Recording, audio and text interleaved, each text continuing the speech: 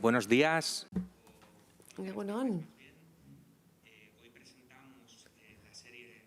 Gaur Rafaelismo telesaila aurkeztera gatoz, Movistar Galan, eta horretarako protagonista du bertan Rafael, zuzendaria Charlie Arnaiz eta Alberto Ortega, eta koizleak ere bertan dira Jose Ramón del Río, Marijo Larrañaga, Jose María del Río diskografikatik dator, Marijo Larrañaga eta Juan Andrés García dira ekoizleak. Seguro nago, galderak egiteko gogotxo ongo zaretela, beraz, altxa eskua, mesedez.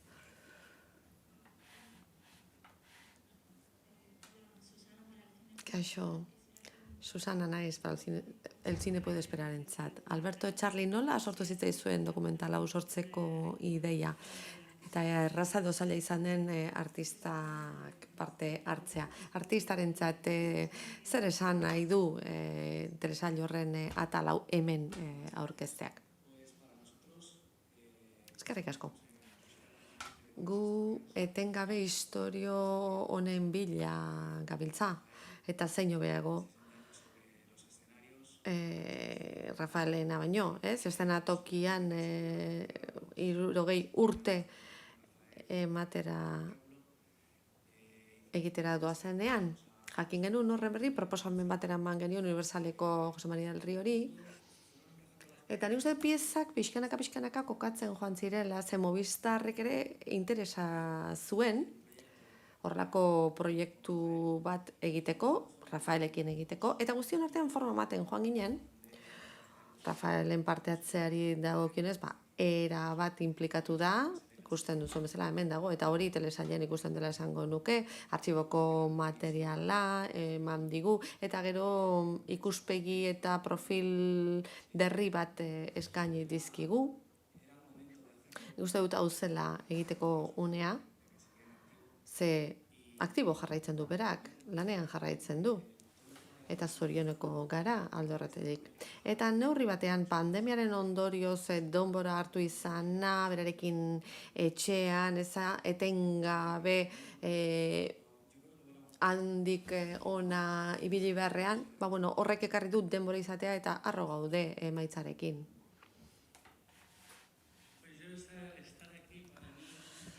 Zer da niretzat hemen egotea, ore handia, ez da lehen aldia, bigarrena baizik.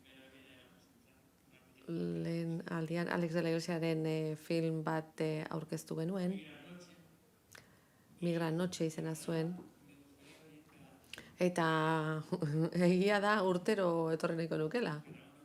Aizun, bakoitzak bere ametsa du, ez da, horixe nirea. Batzuetan zinemarekin, beste batzuetan dokumentalekin, beste batzuetan batedaki, ez dakit, behar bada kantatzera. Baina giroa, hemen hiri honetan dagoen giroa, ez dut utsegin nahi, ez dut gehiagotan utsegin nahi.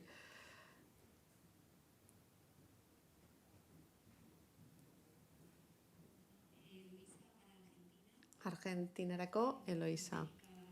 Asisteko esan nahi nuke Latinoamerikan zu musika munduaren Messi moduko bat izango zinatekela, Argentinan ikaragarri maite zaitugu. Bai, eta guapoa ere bai, dotoreagoa ere bai,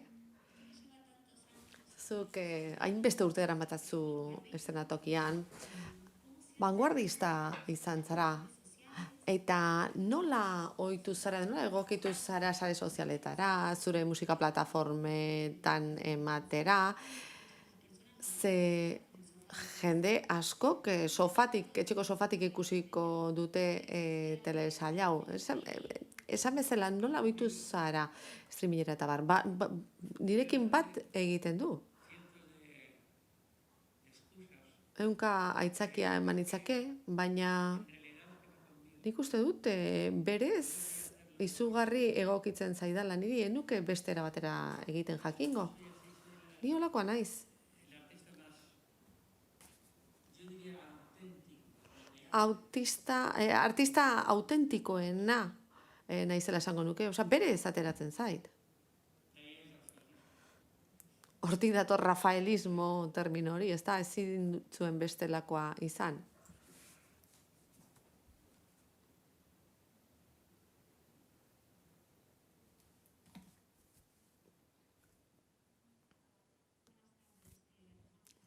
Beatriz Martínez, El Periodikorako. Bi galdera nituen bat zuzendarientzat. Esan dute, Rafael berri bat ezagutzen ez dena ikusiko dugula, eta jakin nahi nuke zergatik dena berria, hain ez ezaguna. Eta Rafaeli galdetuko nioke, proiektatuko duten bigarren atal honetan, gauza batzuen berri ematen zaigu, nik ezagutzen nituenak. Ez, bere ibilbidearen parte bat, Las Vegasen izan zuen krisialdi nervioso hura adibidez. Une hau egokia da, beste adibide batzuk izan ditugunean, ez da, Joko Olimpikoetan, eta ez, hitz egiten zunean, zen nolako presio izaten dituzue, kirol elitezkoak edo artistenak eta tabu hori hausten doala esango zenukete. Kaixo denoi. Rafael berriari edo ezagunari buruz. Egia esan oso harro gaude ezaugarri horri buruz. Hori badauka dokumental telesaio honek. Ze artista bati buruz hainbeste hamarkadetan zer hainbeste jakin dugunean berari buruz zerbait berria kontatzea, horrelako erronka iruditzen zitzaigun. Eta uste gu lortu dugula. Nola lortu dugu hori? Elkarrizketa asko izan ditugulago berarekin, izan ditugulako 5 guztira, horrela oso modu horrela xatuan, Charlie, lerrein da bukatu du, baina Rafaele jarraituko zuken, Eta hainbeste orduren ondoren konfiantza giro bat sortu zen, eta une hunkigarria bizi izan ziren, zenbait pasadizo atera ziren, Rafaelek esan zuen bezala inoiz kontatu gabeak zirenak, eta gero bere argazki guztiak ikusteko aukera izan dugu, ez ezaguna zen metrajea ere eskuratu genuen, etxean aurkitu genuena, besteak beste semea alabek eman zigutelako, ziurtatu zirelako, argazkiri falta etzedin aitaren historia kontatzerakoan. Eta horri guztiari esker, telesaila ikusten duzunean, pentsatuko duzu, zerbait berria dela, zerbait hunkigarria. Eta esango nuke gure lanen ezaugarri ere badela hori. Alegia, dokumental bat ikusten duzunean, benetan zirrara sentitzea, uste dute hori lortu dugula, eta eskerrak mane dizkiogu Rafaeli horregatik. Uste dut galdera zela, Las Vegaseko hori kontatuko dudan, Las Vegasen gertatutakoa. Ez badaude zenbait tabu, beti egonda bat, aipatzeko zen nolako presio jasaten duzuen zenbaitek, zuen artisten aldetik eta baita kirolarietan. Eta neska batek Joko Olimpikoetan berriki esan du, nik ezin dut gehiago eta bertan bera utziko dut. Eta orduan galdera zan, iritsi alda unea tabu hoietaz libratzeko edo. Ez dut zehazki horregatik kontatu. Kontatu dut, gertatu zen, inoiz zenuen aipatu, bertsio bat zebilen hor, esaten zuen alderre eginda nengoena, eta bertsio hori ontzaten manuen, hori egia zen, baina hori ez zen gotxinekoa. Nik akatsa hundi bat egin nuen.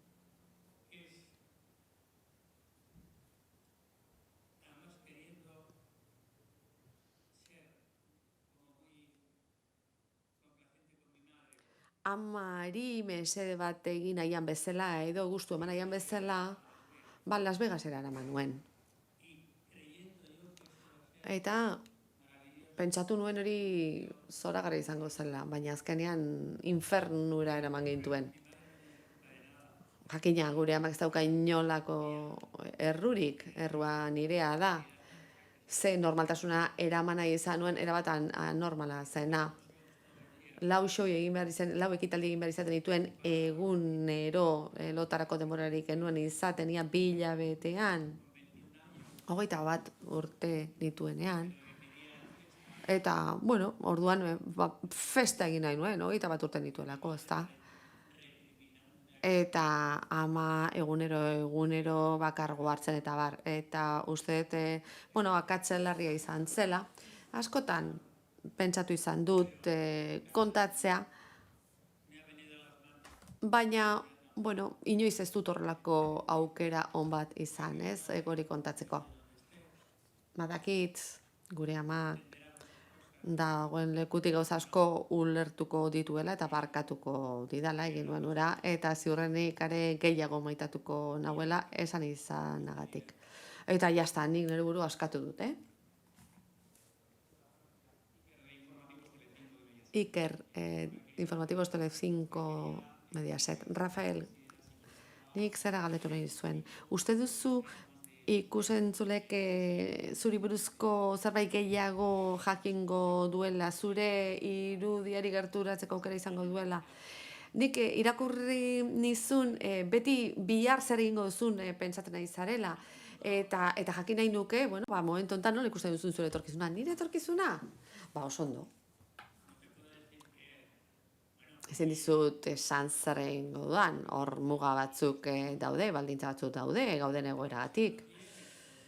Baina, bueno, dena ondo bidean, ni naiz esten tokitik jaitsiko urte batzuetan, ze, bueno, erotu egiten hau, zoratu egiten hau, ikaragarri gustuko dut, eta zergatik ez zineman ere, bueno, jarraituko dut, formatu honetan, ze izugarri gustatzen zaite jendeak nire alderdi ezberdinak ikustean, ni baditut, eta zergatik ez ditut esplotatuko horiek.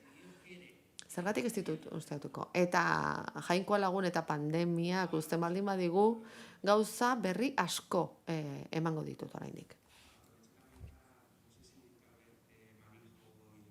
Marijo, Juan Andrés, Jose Ramon, behar bada prozesuari buruz zerbait nahiko duzu, ez da? Rafaelismoren prozesua zerbait esan? Kaixo, egunon. Eskerrik asko harreragatik, eskerrak Rafaeli bere burua irekitzagatik, dokumental honetan gauzak azaltzeko. Rafaelismoren prozesua kokatuta dago Movistar Plusen apostuan. Ekoizpen originala berritzailea nahi genuen, kultur legatua berreskuratzea, ez fikzioan urte batzuk ematzen, bide horretan lanean, eta aurten 2 biografia kontatuko ditugu, Lola eta Rafael. Azkenean hori da gure herrialdearen historia kontatzea. Ze gerra ondorenetik milenialetara, zuk esan duzu, Messi aipatu duzu, baino ez di, Stefano, Pele, orain Messi, oie guztiak dira, Rafael. Bai, hamarkada asko, hamarraldi asko. Punta-puntan egotea, Horregatik adibide horiek, eta Universal, LRM, oie guztiak bide lagun izatea, eta talentu gaztea ere kontuan hartzea, Alberto, Charlie, gure ikusitzenzko talentuarekin bat egitea, bueno, privilegio bat izan da, ez da? Kultur legatu hori, Espainiaren historia kontatzeagatikan, eta musikaren aldeko apustua egiteko. Gure ekoizpen propioa daukagu, eta Sesiones Movistarreko 100. kontzertuare egitea gauden honetan.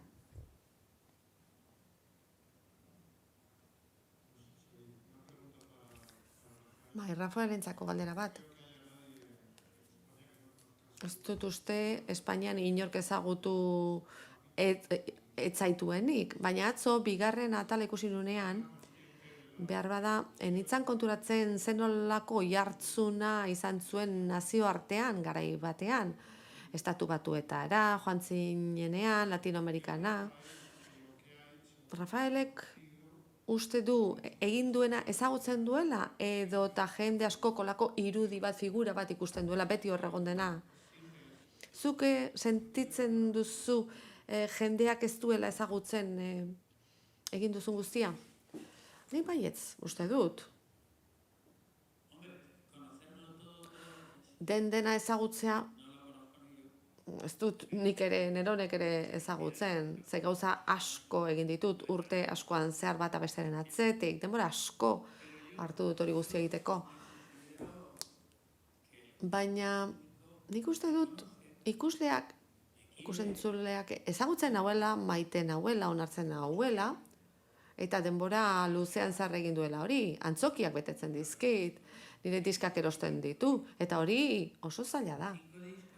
Ze 5 diska tira, 10 tira, 20 asko dira, baina 60 aurrera azten zarean noraino. Ba, nik esango nuke, zuek nahi duzuten puntu horretaraino eta nahi duzuen arte. Eta jakina, gero eta gehiago ezagutuko nauzue, gero eta hobeto ezagutuko nauzue. Kaixo, Rafael, hemen nago? Zinemanetetik. Zera galdetu nahi nizuke, orain etorkizuna hitz egin duzue, pertsona zaren aldetik eta artista zaren aldetik, baina ze iritzi zu musikaren etorkizunaz? Nik 18 urte ditut, ezagutzen zaitut, zure kantu batzuk ezagutzen ditut, eta 60 urte dara matzazu. Ze uste duzu entzungo dela 20 urte barru, jarraituko da zuk egiten duzuna entzuten? Ze iritzi duzu horren inguruan? Nik uste dute genero guztietatik ona den hori entzuten jarraituko dala. Hor ikusi behar da zer den ona eta zer ez den ona. Nik uste dute goiz dela, gaur egun entzuten den horri buruzko iritzia emateko. Denbora gutxi izan duzuelako. Baina 5 urte barru, 10 urte barru, gizarteak esango du, orain kantatzen diren kantu hien artean zeintzu gustatzen zaizkion eta zeintzuk bertan bera geratuko diren, ez direla gustukoak izan. Nik kantatu izan dudan horretan, etzen dana historiara pasatu, ez nerea eta ez da beste kantariena ere. Baina bai kantu kopuru handi bat. Eta hori da opa dizuedana, gaurko jendeari, zeinarekin oso ondo moldatzen naizen, 18 urteko jendearekin, duo asko egiten ditut jende berriarekin, gazteekin egotea gustatzen zait beti. Ikustagun zer gertatzen den eta zer ez den geratzen. Baina geratzen den hori edozein dela eta ni saiatuko naiz hor egoten zuekin kantatzeko, bakarrik kantatzeko, orain arte egin izan dudan bezala.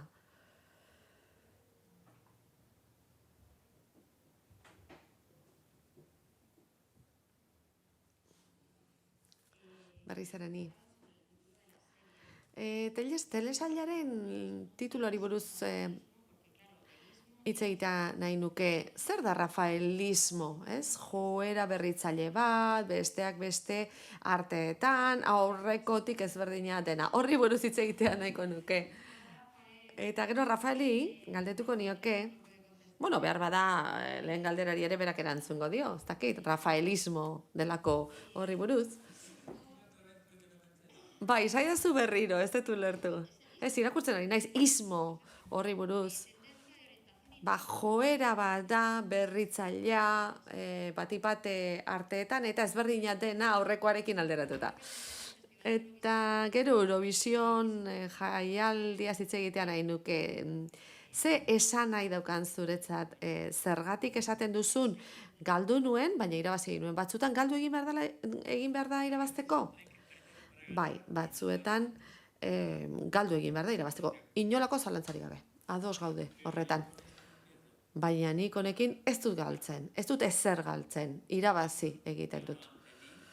Nire buruaren aurrean, nire ausardia, bizitzari aurre egiteko modua eta lana, bizitza osoan zar egin dudan moduan. 4 urte nituenetik orduan hasi bai nintzen kantuan. Ismo horri dagokionez,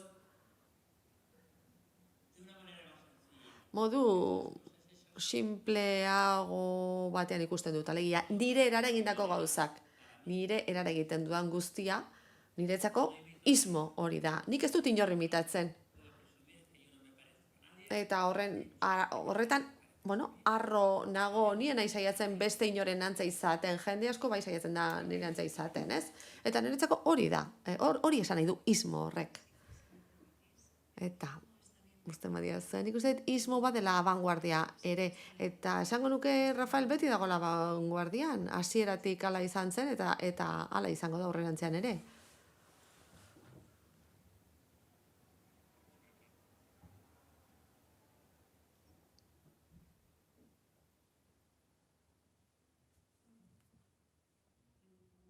Bai, galdera oso erraz bat.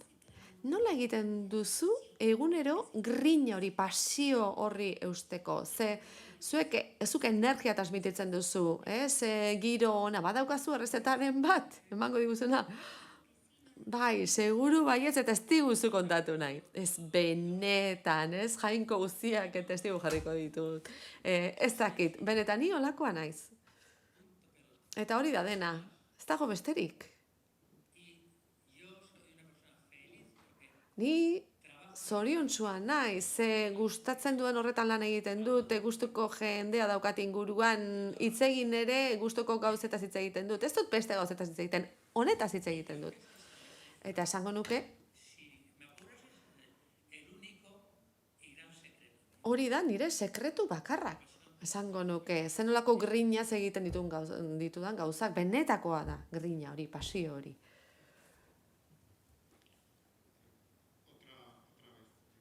Berriz ere ni. Rafaeli galdetu nahi diot. Bigarren atalaren amaieran irudipena daukagu, 78. urte aldean hor kantautoreak modan jarri ziren, eta dokumentalean esaten da balada egileak, zu bezalako balada egileek krisi moduko bat izan zutela. Nik galdetu nahi nion Rafaeli, ea, une jakin batean modaz kanpo ikusi duzun zure burua edo zure karrera arriskoan egondan. Ez, sekula ez, inoiz ez. 80. urteetan egin nuena, hasteko diskori garrantzitsuena orduan egin nuen. Que sabe nadie, izenekoa, En carne viva.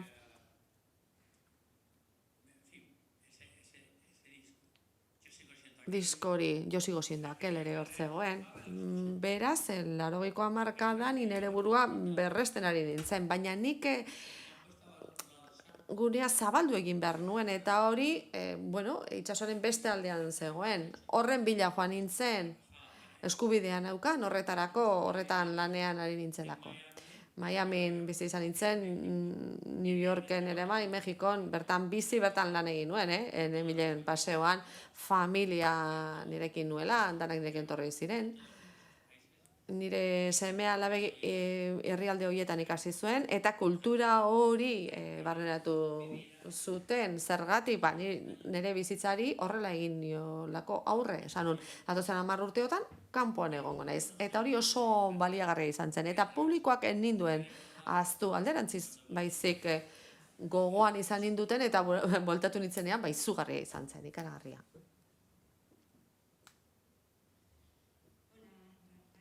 Kaixo, Rafael.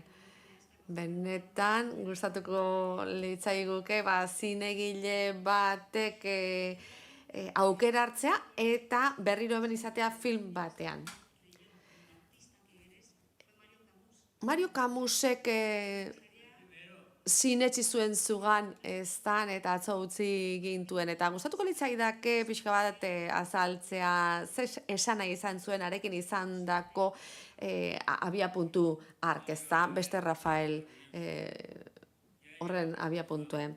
Bai, Mario zoragarria zen, atzo gaizki pasatu nuen, oso gaizki pasatu zuen, atzo jakin izan nuen baita ere, emazteak WhatsApp bat jarri zion Andreari, eta ura 2 urte lehenago hila omen zen, guk ez genekien, eta orduan oso gogorra izan zen niretzat. Mariok eraman ninduen zinemara, proba bat exigitu zuen, eta ohore bat izan zen Josebo Dalo parean eukitzea, Espainiak eman dituen aktoreetan onenetarikoa, eta hortik estudiora eraman ninduten, beste proba bat egin zidaten, kantu batekin, Tu Kontzientzia izenekoarekin, Manuel Alejandrorena jakina, eta hor sortu zen zinegile zoragarri baten pasioa grina, Mario Camusena, eta adiskidetza bat bizitza osoan iraunduena. Eta Andreak gogarazi dit egun batean Granadan, si les piras a hablaran, filmatzen ari zenean, Nataleri esan ziola, bueno, zu orain Rafaelekin ateratzen zenean, gaur urte betetzea du. Errusian nengoen, artean. Jarriko diogu horrelako zorion agur bat? Zer esan nahi zut horrekin?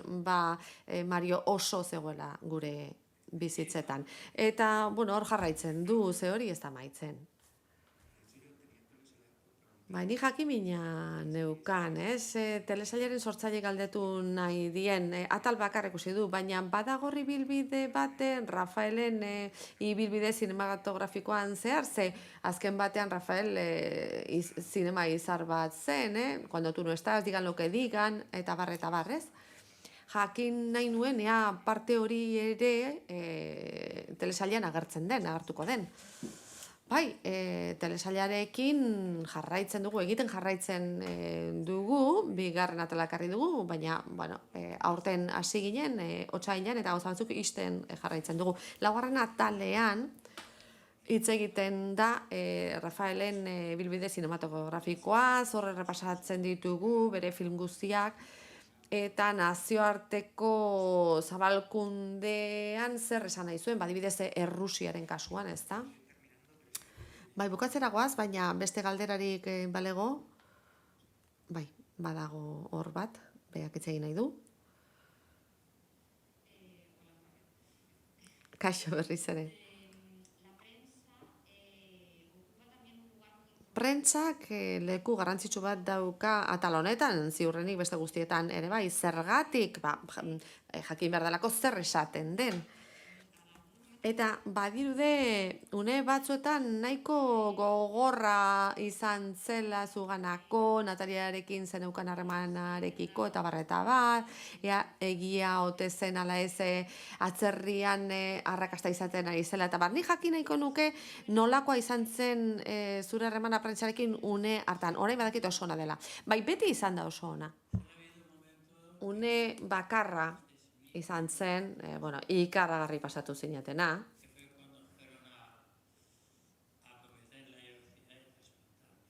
Transplantearen garaian, hor, erabat inguratuta ikusi genuen gure burua. Ezin nintzen film bat ikustera atera ere, benetan inguratu egon zen familia osoa. Hori oso desatsegina izan zen, baina hori alde batera utzita, esango nuke prentsak beti oso ondo tratatu duela, beti alde izan dudala, beti. Bai, sortu zenolako zurrumurru bat, baina prentsak bera jarri ditu gauzak, bere lekuan. Nik lagun asko dauzkat prentsan, eta belaunaldi guztietakoak, pentsa. Eta ni oso eskerrauneko nago, beraiei. Bai, azken galdera bat hartuko dugu. Daniela Kramer, El Universo de Ecuadorrekoa, La Jornada de México. Guk benetan maite dugu Rafael, hainbeste urteko haren artea, oroitzapenak, kantuak. Etorkizunean Latinoamerikara itzultzeko asmoa duzu? Latinoamerikara itzuli?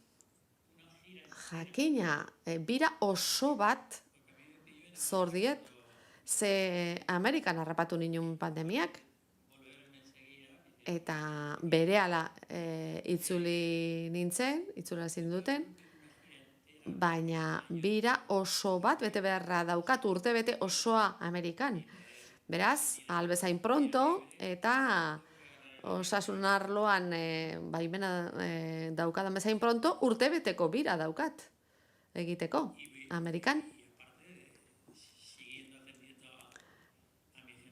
Eta noski, Espainiako jendeari ere arreta ematen jarritu beharko dut, baina datorren urtean, Jainkoa Lagun, bueno, han izango naiz, badirudi gauzak hobera doazela. Eta kontinente, hainbeste maitu dudan kontinente horretara bueltatuko nintzen, eta bueltatuko naiz, eta gainera, bueno, ikusi beharra dago nola portatu den nirekin. Ez daukaz ikusirik honekin, baina badakizu nik bizi izan duen pasadizorik simpatikoenetako bat, Auditorio Nazionalen. Badakizu, espainolak ez gaituztela oso ondo ikusten Mexikon, hori horrela da.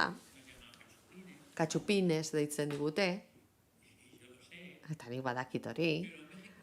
Baina Mexikok izugarren maitena, izugarren lekuko zara.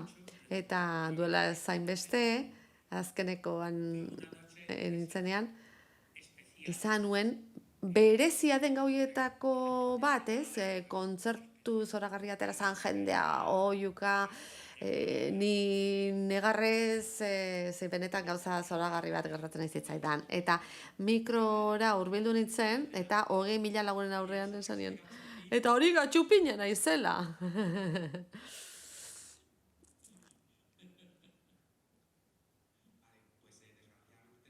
Tira, hortxe, utzi behar dugu, eta prentza beti alde izan duenez, guazen hori probatzera, eta txalo zaparrada bat eskaini ezaiogun.